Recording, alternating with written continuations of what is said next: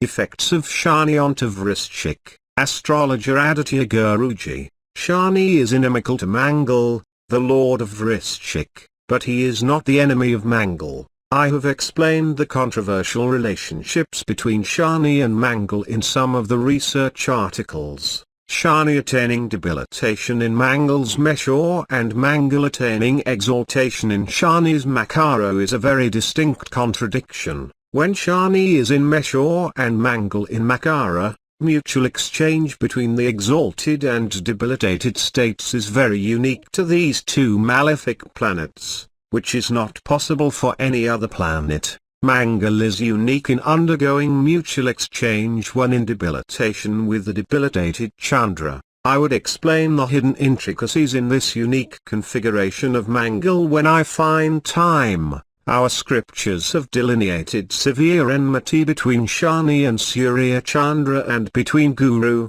the Devaguru and Shukra, the Asura Guru, though such severe uncomfortable situations have never been envisaged between Mangal and Shani, as Shani is the Bardakadapathy to the Meshur Ascendant owned by Mangal. He would hold a dual status of friendship and enmity to the natives of Vrishchik. Shani owns the third house, indicating courage, fame, good name, and interest in music, younger brothers, and the fourth house, indicating mother, vehicle, pleasure, chastity, discipline and education to the Vrishchik natives. As a malefic would give beneficial results when owning Upakaya and Kendra houses, Shani would give positive results, indicated by third and fourth houses when in Subhathuva, beneficence, and with Sukshma, intricate, strength to the natives of Vrishchik, even though he is not destined to give favorable results by way of not owning houses that are beneficial, though his placement in ascendant is not good. If Guru is placed solitarily in exaltation in the ninth house and aspects the Shani, then Guru and Shani dasas would indicate a lot of favors, as Shani and Guru would be associated with the ascendant in this configuration. If there is an additional association of this duo with Ketu and the moon sign is aspected by Guru or Shani, then the native would be connected to spirituality. In certain situations, it would elevate the native to very high levels in spirituality. The spiritual inclination commences from the Rudasu and the spiritual prowess would amplify towards realization of the Almighty in the subsequent dasas of Guru and Shani. At the same time, placement of Shani without Subhathuva does not give good results, as the Shani with malefic strength placed in the ascendant would aspect the 7th and 10th houses. It would harm the house of spouse or family setup and house of profession. Shani in the ascendant makes the native adamant, always takes a controversial stand in conversation, independent nature, and would have an unstable employment and profession depending on the strength of Surya, as the second house, indicating family, is owned by Guru. Shani when placed here would decrease his harmful effects, but, as Shani would delay the formation of family and also cause monetary or financial losses, his placement in the second house for any ascendant is not beneficial.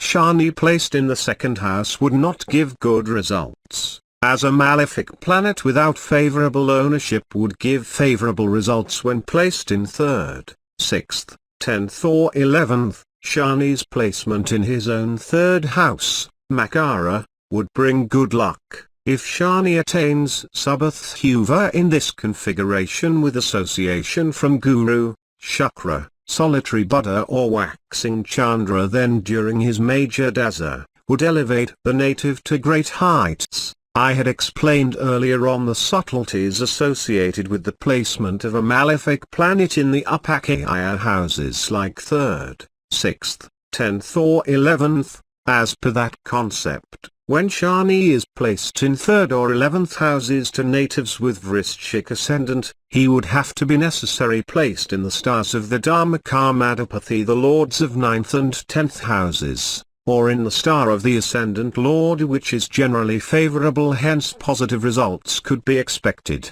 Shani's placement in yet another Upakaya house, 6th house, in debilitation would only give favorable results to Vrishchik ascendants, but he should not gain great strength by undergoing retrogression in this disposition. Also, a hidden exchange or aspect from a powerful guru placed in Danu or Sima should be in place. At the least he should have the aspect of any one benefic planet other than guru for ascertaining the beneficial effects. While it is good for Shani to be in debilitation in the Rasi chart and attain exaltation in the Navamsa chart, and as this configuration for Shani is possible only when he is placed in the third leg of Shukra's star Bharani, his attainment of exaltation in Navamsa would be favorable only for foreign-related issues, bettering that if Shani is seated in the third leg of Krithika star of Surya, the lord of profession, it would indicate the placement of Shani in the house owned by Guru in the Navamsa chart, leading to cancellation of effects of debilitation and giving rise to positive results.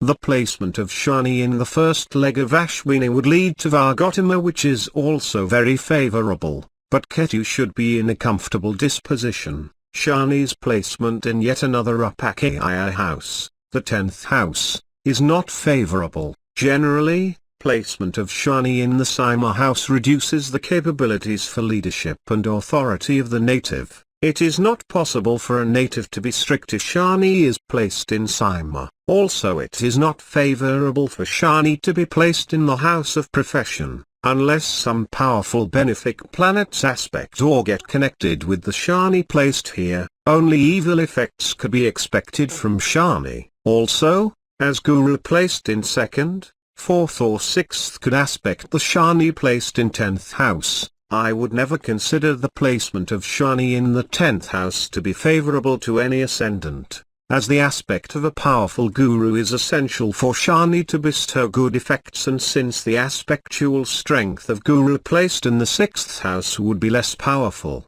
Shani taking the 10th place is not good. Only when guru that aspect the Shani is well placed would be able to cause the beneficence. Also, conforming to the statement that a benefic planet should not occupy a Kendra, Guru when placed in 4th house would not be strong enough to provide Subhathuva to Shani, and also since if Guru is placed in the 4th house it would be aspected directly by Shani, which would weaken him. Placement of Shani in the 10th house with Guru in the 4th house is not favorable to Vrishchik ascendants. Hence, if Guru is placed in the remaining 2nd house with ownership strength and aspects the Shani in the 10th house, then favors could be expected during the dasas of Guru and Shani. Already, I have indicated that Shani's placement in the 11th house is favorable, as the 11th house to the Vrishchik ascendant happens to be the Kanya sign that is very much liked by Shani, thereby place him in a friendly disposition. And since the placement of Shani in any of the stars of Surya, Chandra or Mangal are favorable,